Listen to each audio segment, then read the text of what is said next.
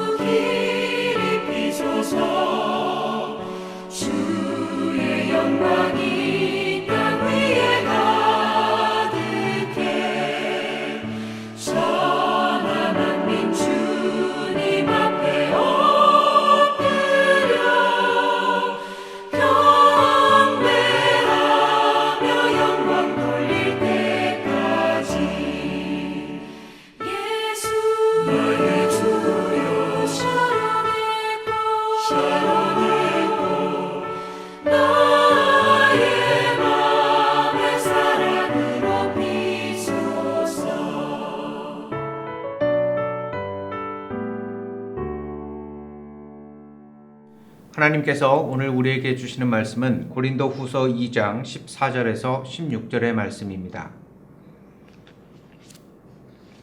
항상 우리를 그리스도 안에서 이기게 하시고 우리로 말미암아 각 처에서 그리스도를 아는 냄새를 나타내시는 하나님께 감사하노라. 우리는 구원받는 자들에게나 망하는 자들에게나 하나님 앞에서 그리스도의 향기니 이 사람에게는 사망으로부터 사망에 이르는 냄새요 저 사람에게는 생명으로부터 생명에 이르는 냄새라. 누가 이 일을 감당하리요. 아멘. 고린도는 부유한 항구 도시였습니다. 하지만 영적으로 또한 윤리적으로 참 많은 문제들을 가지고 있었습니다. 그래서 어떻게 보면 교회를 개척하고 설립했던 바울에게 이러이러한 문제들을 우리가 가지고 있는데 어떻게 하면 좋겠습니까? 의견을 구합니다. 그리고 여기에 답을 적어서 보낸 편지가 바로 고린도 전서였습니다. 안타깝게도 이 바울의 편지에도 불구하고 고린도 교회의 상황은 점점 더 악화되어 갔습니다.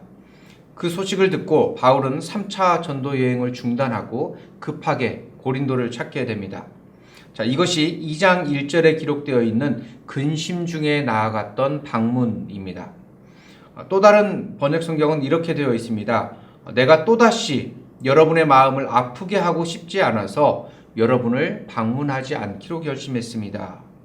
즉 바울이 3차 전도 여행까지 중단하고 고린도 교회를 방문했지만 그 일이 잘 풀리지 않았다는 사실을 알 수 있습니다. 고린도 교회 성도들이 바울의 권면을 받아들이지 않았고 또 바울도 그들을 다그치고 책망하면서 피차간에 마음의 상처를 입게 되었습니다. 그래서 바울은 에베소로 돌아간 뒤에 고린도 교회 성도들에게 다시 한번 편지를 씁니다.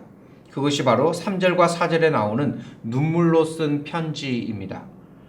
고린도 전서와 고린도 후서 사이에 또 다른 눈물의 편지가 있었던 것이죠.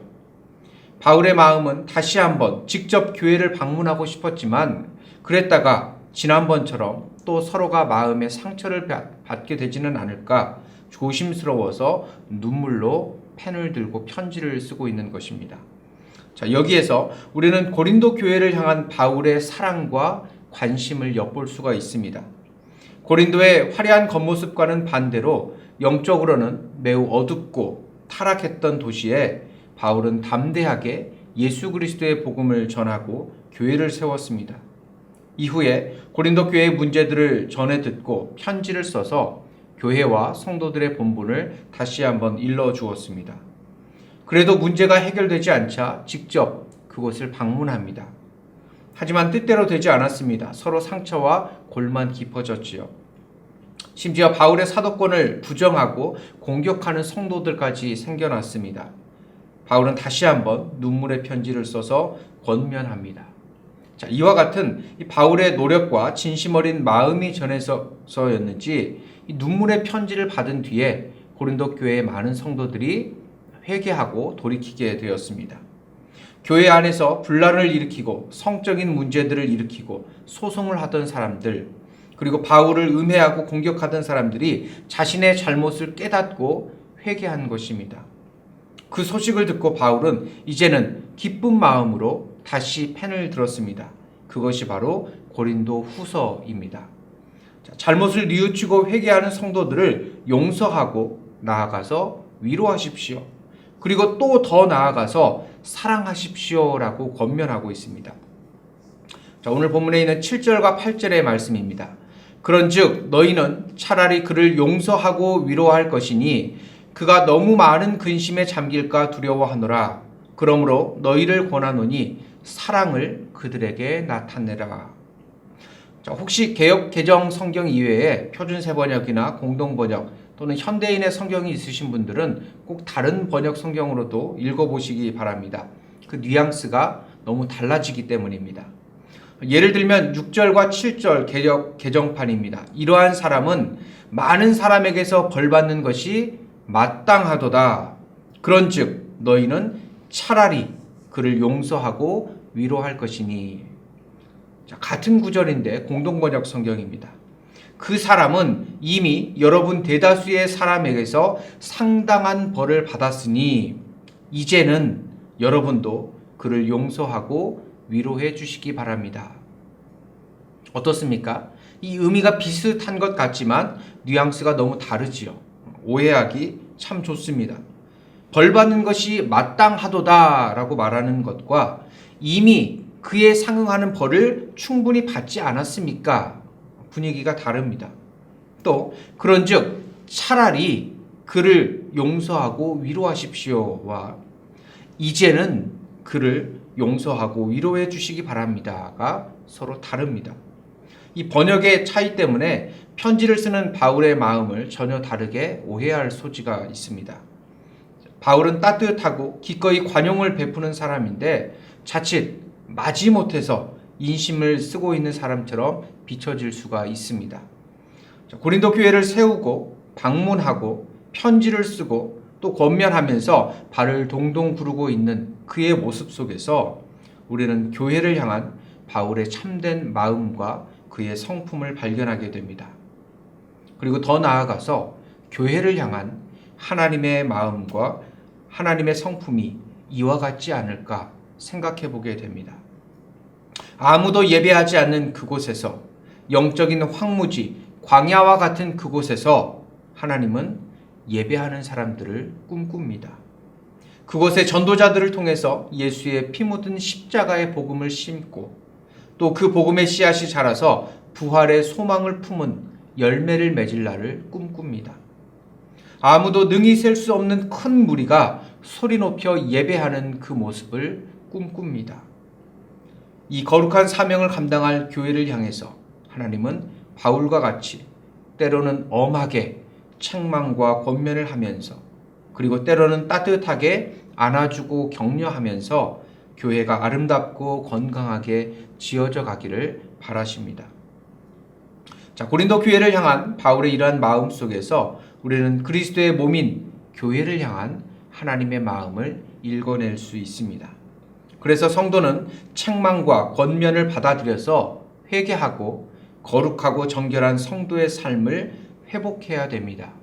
그리고 성도는 따뜻한 격려와 위로의 포옹을 다른 이들과 함께 나누고 베풀어야 합니다. 이것이 바로 올 한 해 영락교회가 누려야 할 복음과 사랑의 모습이기도 하지요. 자, 다음으로 냄새 이야기도 좀 나누고 싶습니다. 저는 후각이 상당히 예민한 편입니다. 어렸을 때는 학교에서 집에 돌아오면 문을 열자마자 오늘 콩나물국이야? 오늘은 된장찌개네. 냄새로 음식을 잘 맞췄습니다. 후각이 예민하다 보니 음식에서 비린내나 누린내가 나면 또 잘 먹지를 못했습니다. 그런 저를 어머니께서는 개코라고 부르셨습니다. 개처럼 냄새를 잘 맡는다는 뜻이었죠. 장신대 침침한 기숙사에서 지낼 때도 제 책상 위에는 늘 5, 6가지 향수들이 있었고 또 밤에도 은은한 샤워 크롱을 뿌리고 잠자리에 들기도 했었습니다. 지금은 그때만큼 향수를 많이 사용하지는 않지만 여전히 이 향수 냄새를 너무 좋아합니다. 자, 바울도 후각이 예민했는지는 모르겠지만 냄새에 대한 이야기를 하고 있습니다. 바울에 의하면 예수의 냄새가 있고 생명의 냄새가 있고 사망에도 냄새가 있다는 것입니다. 자, 그러면 한번 상상해 보시기 바랍니다. 예수님의 냄새는 어땠을까요? 예수님에게서는 어떤 냄새가 났을 것 같으십니까? 뭔가 신비로운 허브 냄새나 또는 천상의 냄새가 났을까요? 아마 분명히 좋은 냄새가 나지는 않았을 것 같습니다. 예수님은 직업이 목수였기 때문에 땀을 많이 흘렸겠죠. 또 수많은 설교와 강연, 치유 사역, 식사 약속, 신방 등으로 매우 분주하셨기 때문에 개인 위생에 많은 시간과 정성을 쏟지는 못하셨을 것입니다. 그래서 예수님에게서는 아마도 당시 1세기에 흔한 보통 노동자 남자들의 냄새가 나지 않았을까 생각하게 됩니다.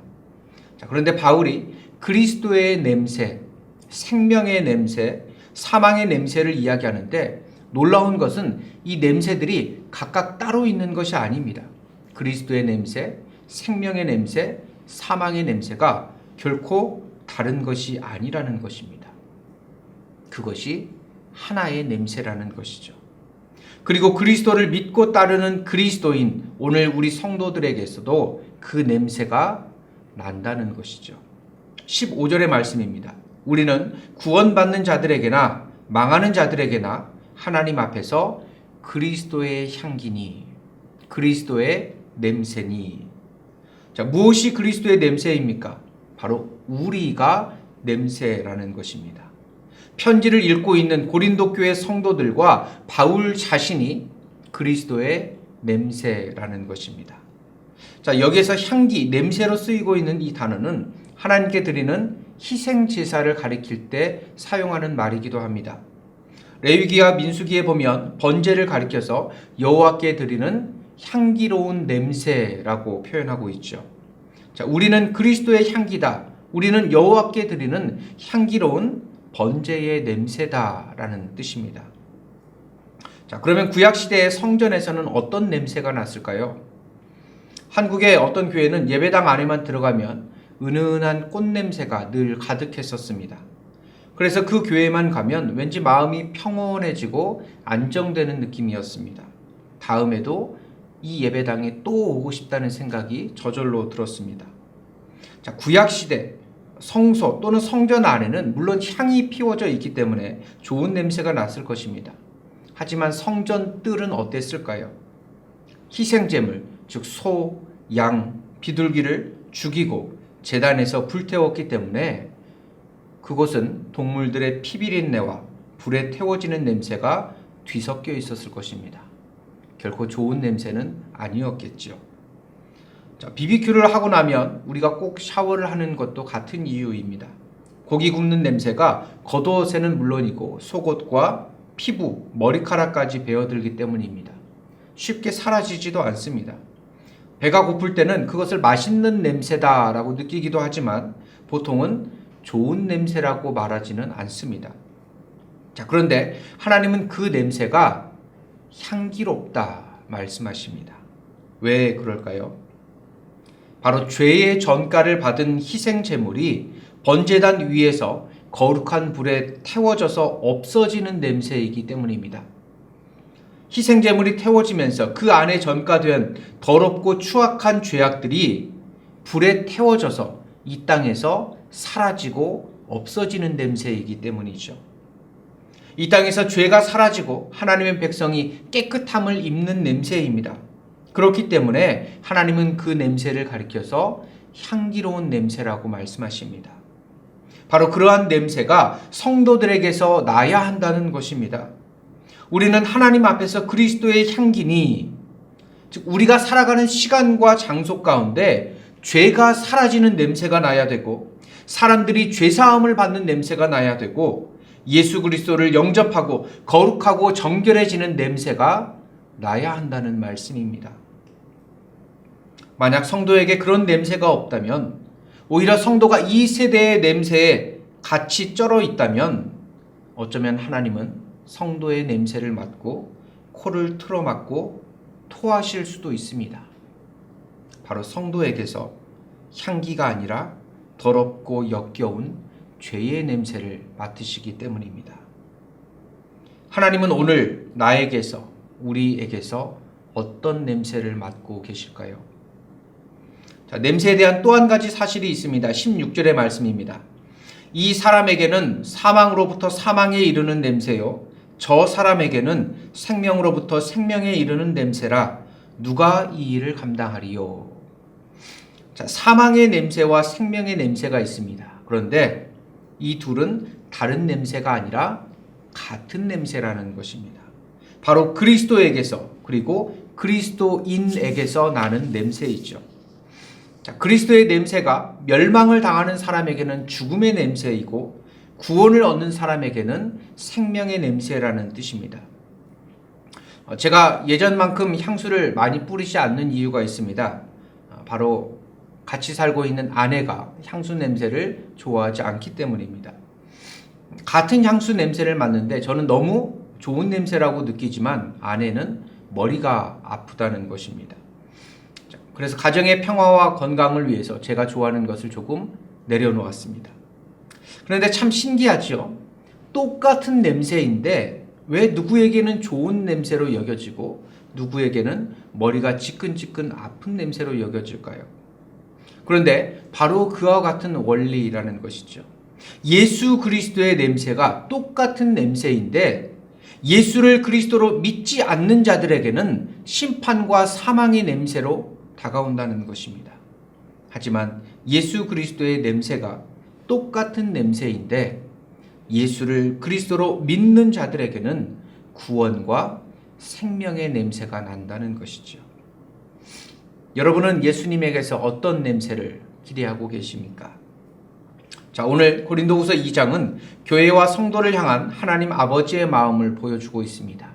하나님께서 교회를 또한 하나님의 백성인 성도들을 얼마나 걱정하고 계시고 얼마나 관심을 갖고 계시고 얼마나 사랑하고 있는지 다시 한번 알려주고 있습니다. 혹시 하나님의 마음을 아프게 하는 죄악 가운데 있다면 속히 회개와 돌이킴의 자리로 나아오라는 권면도 담고 있습니다. 또 교회를 향한 하나님의 꿈을 우리도 같이 꾸면서 세상 속에 그리스도의 냄새를 퍼뜨리는 거룩하고 정결한 교회가 되라고 우리에게 당부하고 있습니다. 여러분, 성도들이 있는 곳에는 죄의 싹이 자라고 사망의 냄새가 나는 것이 아니라 죄가 불태워지고 생명의 냄새가 가득해야 합니다. 오늘도 예수 그리스도의 향기로서 살아내는 오늘 하루 되실 수 있기를 축원드립니다. 함께 기도하겠습니다. 하나님 아버지, 감사합니다. 오늘도 저에게 주신 이 하루를 그리스도의 향기를 바라는 삶을 살아갈 수 있도록 인도하여 주옵소서. 우리가 예수 그리스도의 향기라는 그 말씀을 우리의 가슴 속에 새겨놓고 우리가 가는 곳마다 예수 그리스도를 예배하는 냄새가 나게 하여 주시고, 우리가 가는 곳마다 죄의 싹이 불태워지는 냄새가 나게 하여 주시고, 우리가 가는 곳마다 거룩하고 정결한 냄새가 날 수 있도록 하나님 우리를 통하여 일하여 주시옵소서. 또한 하나님의 그 마음을, 우리를 향한 그 사랑과 은혜의 마음을 우리가 다시 한번 깊이 깨닫게 하여 주시고, 우리 또한 우리에게 잘못하고 하나님 앞에서 잘못을 저지르고 있는 형제와 자매들을 권면하며 또한 그들을 사랑으로 품을 수 있는 귀한 하나님의 사람들 될 수 있도록 이끌어 주시옵소서. 감사드리며 예수 그리스도 이름으로 기도합니다. 아멘. 하늘에 계신 우리 아버지, 아버지의 이름을 거룩하게 하시며 아버지의 나라가 오게 하시며 아버지의 뜻이 하늘에서와 같이 땅에서도 이루어지게 하소서. 오늘 우리에게 일용할 양식을 주시고 우리가 우리에게 잘못한 사람을 용서하여 준 것 같이 우리 죄를 용서하여 주시고 우리를 시험에 빠지지 않게 하시고 악에서 구하소서. 나라와 권능과 영광이 영원히 아버지의 것입니다. 아멘.